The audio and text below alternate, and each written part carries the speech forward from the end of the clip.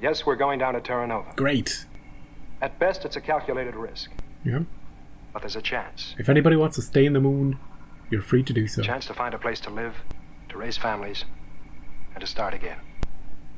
Now the landing party. Captain Carter, need a pilot. Yep. Paul Morrow. Analyst, Sandra Benish. All the main cast. It's not what you know, it's who you know. Victor! No! Victor, no! Dr. Russell, will you come? Yes.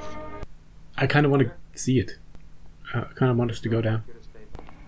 For any reason, if things don't go too well, I'd like you to take over my command.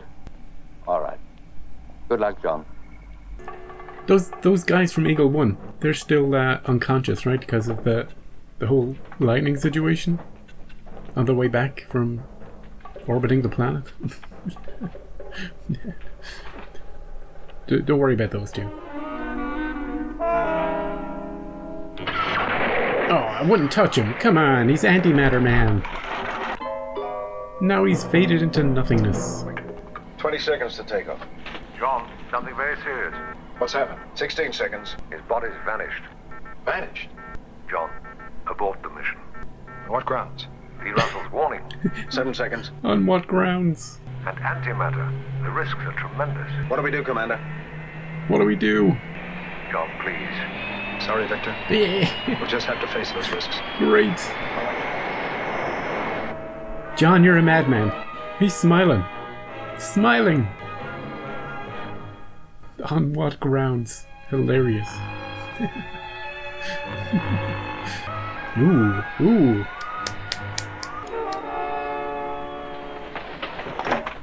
How breathable is this air? Atmosphere 22 parts oxygen, 71 parts nitrogen, 23 degrees gravitational pull similar to Earth. Perfect. Don't approach any animal life, no matter how friendly or harmless it appears, and don't eat. And if anybody looks like you, coming up to say hello, do not touch them or give them a hug. Any vegetation without carrying out the appropriate tests. You and Sandra will cover this hilly area.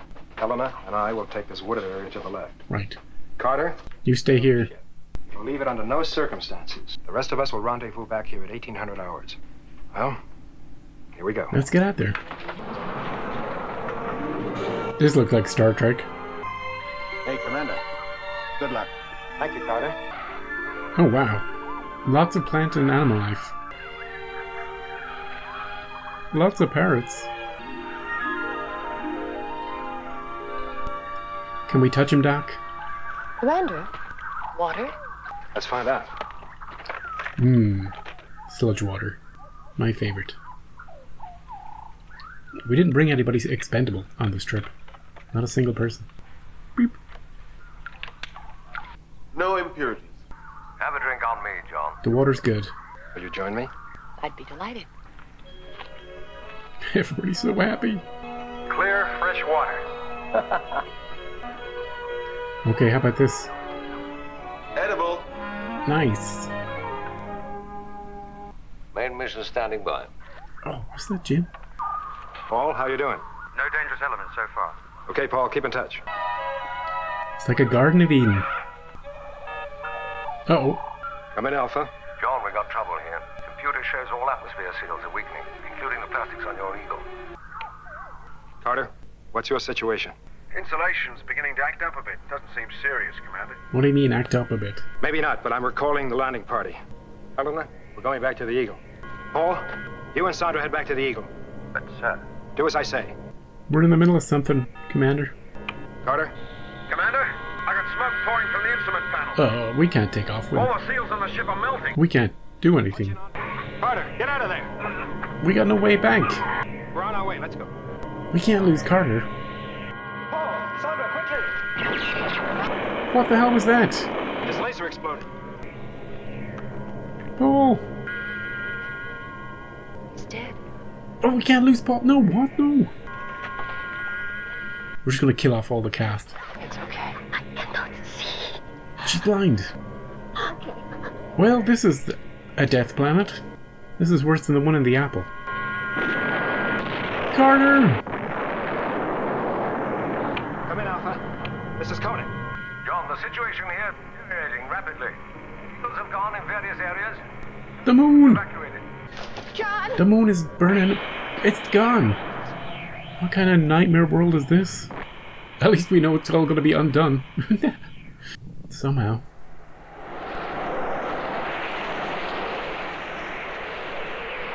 It's the nothing. Sandra! She's done for. Done for. How do we get out of this? Is it going to be all a dream? When he zapped her, maybe she fell into a coma and she had just dreamed all this. And she's like, she's going to wake up and she'd be like, whoa, we shouldn't go back. We shouldn't go down there. We should also not be on the moon because that's going to explode. Quick, turn away somehow. Or some sort of intelligence on this planet is going to reverse everything. It's going to reverse matter into antimatter and time into anti-time. What a way to end the show, people. They just beam down to the wrong planet. Beam. And everybody dies. The end. Oh, now the rocks want us dead.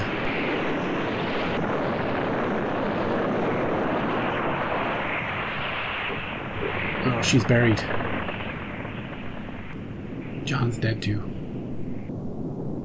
Well, everybody's dead. Doc? Helena.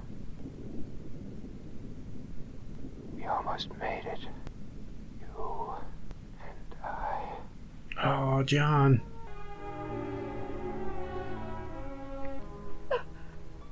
It's just you, Doc. Helena. Oh, he's back.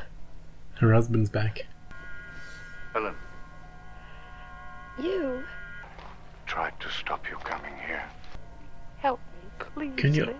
undo it all? Astro 7 mission.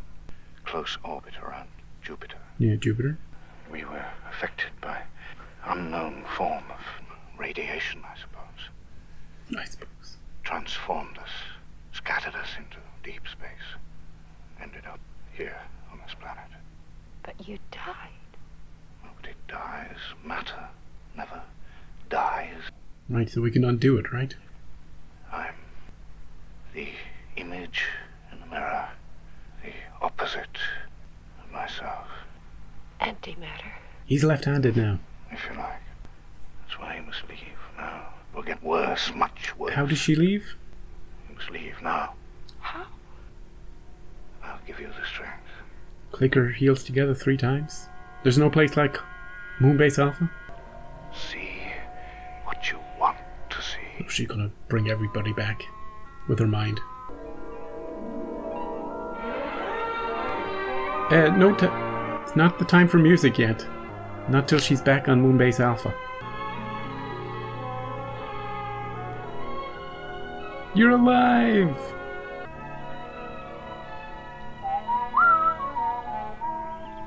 We could be an Adam and Eve, but we should probably get back. Paul and Sandra are waiting in the Eagle as instructed, Commander. Great. Stand by. I've got no further questions. 15 minutes to lift off, John. Cancel Operation Exodus. Well, they're all gonna blame you, John. You look good to them. We're stuck on this stupid rock now. Commander, you know those feasibility programs we've been running on main computer? Yes, what? Well, it seems our present trajectory will take us past something like 10 million planets. What? We should pass near to 3,600 Earth-type planets. About 10 Earth-type planets for every one in Alpha. Great. How long? And how much older will you be by the time we reach the first? Not very much, Professor. Have you computed how much older you'll be when we reach the last? 2,543 years old, to be exact, sir. Just thought you might like to know. Thank you, Connor. Don't do the math, people. You won't like the answer. So long, scary planet. That was Matter of Life and Death. And Kano has an upbeat ending for us, even though he really wanted to go down. Everybody was so disappointed, because they're not aware that any of that stuff that happened actually happened. As far as it's like time went back about 30 minutes, and only the Doc and John were aware of dying. Maybe. Carter didn't seem to be aware of dying. You know, he was just giving the update from the Eagle. He's like, yeah, we're all here. And Victor didn't seem to be aware of anything going crazy, because he's like, hey, we're ready to go down when you are, John. So seemed like only the Doc and John were aware of what had happened, and we can only be sure of the Doc. Anyway, yeah, Kano comes up at the end and he's like, yeah, we're going to pass so many 10 million planets. It'll only take us about 2,500 years for 10 million planets. We're going to be passing planets, multiple planets every single day. Don't even worry about it. Now, only some of those will support life, but speaking of supporting life, I was going to say during the episode, you'd think for this Eden planet, they would have made it look a little green, you know, a little more like Earth. Because we're talking about forests and trees and all that sort of thing, you would have imagined the planet will look less red than it did. But then when we beamed down, or I keep saying beamed down, then when we went down, the landing party, and you could see the sky was all red, and they'd built this huge, well, not huge, they built a set, this cool looking set, and it was all red themed. You know? Fair enough. They were going for an aesthetic, kind of an alien aesthetic. And they pulled it off, you know? Lots of parrots, lots of muddy water, lots of weird fruits. And, you know, everything was checking out. Until it wasn't. Until all our instruments started melting. Because of there's sort of a vague antimatter threat that isn't quite specified in this episode. That some sort of antimatter is going to eat away at all our... Not our bodies, don't worry about our bodies. Just yet. The instruments first, and they're going to make them explode. I thought, who was it, Paul? I thought he stepped on a rock or something, like in the Apple episode of Star Trek. He just went flying. I was like, no, it's that planet again. It's that goddamn same planet. Which would be sort of a funny parallel. If they were on that planet, where the plants could kill you and the rocks could kill you, and there was this giant snake. But yeah, it was all looking good up until then. Thankfully, here's the part. I'm glad. Thankfully, and I'm glad the episode went this way and didn't go another way. They could have made it go that the Doc and her husband, she had just dreamed all of this, all the decisions that led to going down to the planet, and then she wakes up and we haven't quite gone down there yet, and she can send the warning. I'm glad they didn't do that, because then I wouldn't be able to sort of talk about John's decisions to go down there, and his smiling and his happiness and his disregard for anything that had happened so far in the episode. But now we can't talk about that, because everything canonically happened the way it happened up until we were down there. I'm also kind of glad that... I'm surprised, actually. In a way, it's actually her husband. It's actually him. It's not just some weird planet entity that tapped into her mind and created a vision of her husband. Here's how it happened in the story. He was on this mission, and he got caught in Jupiter's gravity well, and they all got exposed to some sort of weird, crazy radiation that only Space 1999 has, and that did something to their bodies, and they got catapulted across the galaxy and God knows how far further, and billions of miles, that was mentioned this time, and I presume they all got sent in different ways. He ended up on this planet. And this planet has this weird property where if he could kind of, I don't know, with the force of his will, he could kind of construct his own body, and whatever he imagined he could make happen, and he could manifest himself onto the Eagle, and he just had enough energy to send the warning to his wife. Actually his wife. He is actually her husband. And he just wanted, because he still loved her so much, he sensed her up on the moon. He just wanted to send her a message to help to save her life. You know, and when she completely disregarded that, he didn't need to do any of that. He could have just waited down on the planet. When she went on this landing party to scope it out, he was able to save her again. And all she needed to do was to imagine, to will it back in everything you just saw, just pretend it didn't happen and just will everything back to the way it was. Like some sort of godlike powers, you know? For a happy ending, this show is wild when it comes to the rules of the universe. It has no rules. Whatever you want to happen, you can make happen. In this episode, especially. Which kind of undermines a little bit talking about the show. You know, if you don't have fixed rules, you can't talk about... There's certain things you can't talk about when that becomes the case. You know? It's science fantasy more than science fiction. So yeah, I've started at the end and I'm kind of working my way backwards. I did pause to give my long rant about the magic ghost man who appears on their base to warn them not to go down, and John just like completely ignoring it. But after I unpaused, was probably even the funniest of the scenes. Because Victor's like, his body, we were doing the autopsy, and he vanished. It's the antimatter. You should abort the mission. And John's like, on what grounds? Yeah. John, have you heard anything Victor just said? Do you remember meeting the magic man? Do you remember the lightning? We still have 2 guys in sickbay who haven't woken up from that.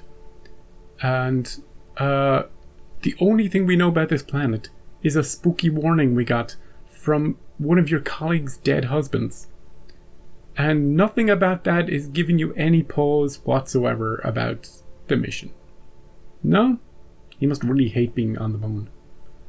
That's for sure. Good thing Kano came up to him at the end and was like, hey, don't worry, John. Don't worry, Commander. I got you covered. We'll be passing so many planets you won't even know. We could all take 1 each. That's what he said. Yeah, we have a choice of 10 each per person. Yeah. Although when he was questioned on, and when will we reach the first? He was kind of unspecific. It was like, soon.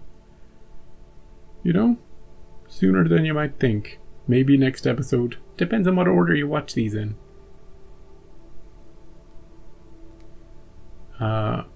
Anything frustrating about the episode? Yeah, a little bit. The man, the husband, who comes to warn his wife.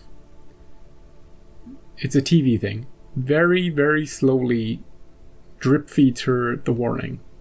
There's some... Helen... He says Helen about 17 times. Helena... I have come here to tell... Where am I? You know, all this bullshit, wasting time. There's a reason I came because... Oh. You know? Just tell her. The first word out of your mouth should be danger. Danger, planet, don't go. You know? In that order. You know? Or don't go. Start with that. Don't go, planet. If you only have 3 words, start with those and then you can expand later. Instead of all this Helena stuff. You know, and me going, come on, get on with it. Get to it, man. Get to it, man. I know you're just filling time, but come on. Build intention, maybe. You're driving me crazy with your speech. Yeah. Where's the treasure buried, man?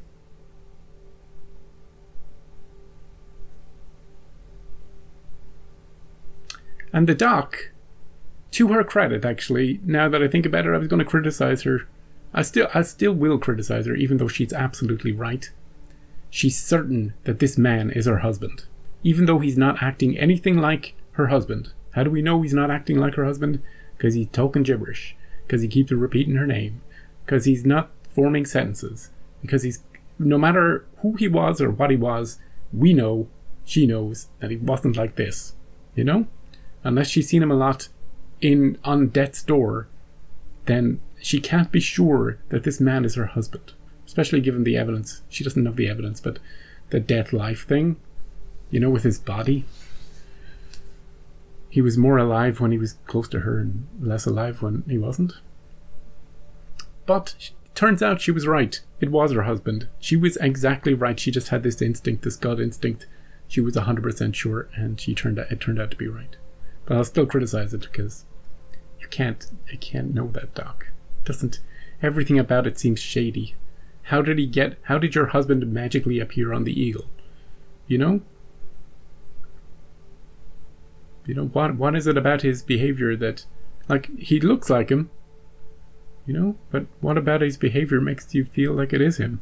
He didn't give you a secret code word. He didn't give you when we first met, there was this balloon, and remember the story of the balloon? He didn't give you any of that.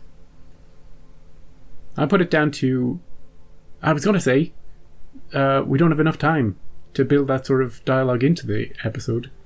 But we do. Because I just talked about how much we fill time with him ramble on about nothing.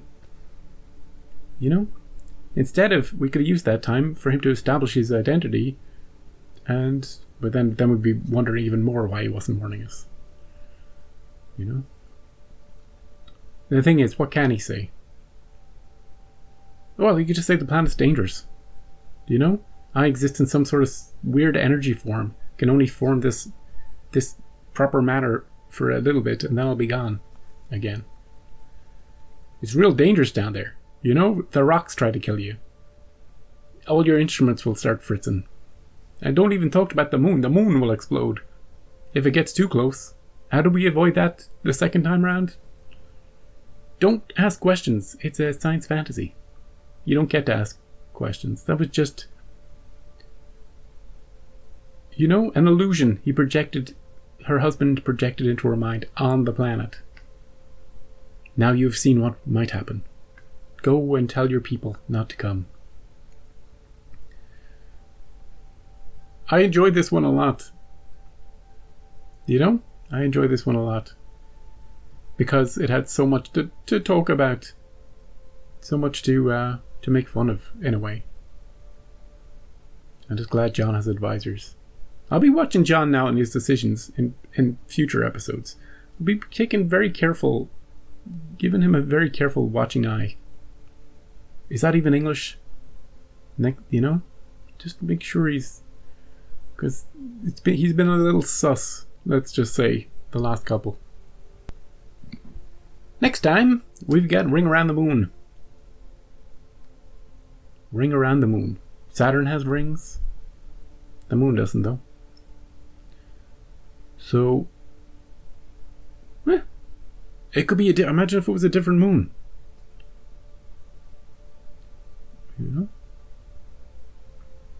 Some sort of weird ring moon. Some sort of debris orbiting it. Or it could be just a race. Could have it just to pass the time. We get the Eagles and we race around the moon.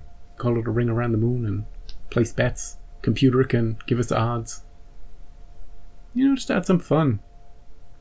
Instead of all that life and death stuff we have to deal with. We will find out next time. Don't you worry about that. Thank you for joining me for this one.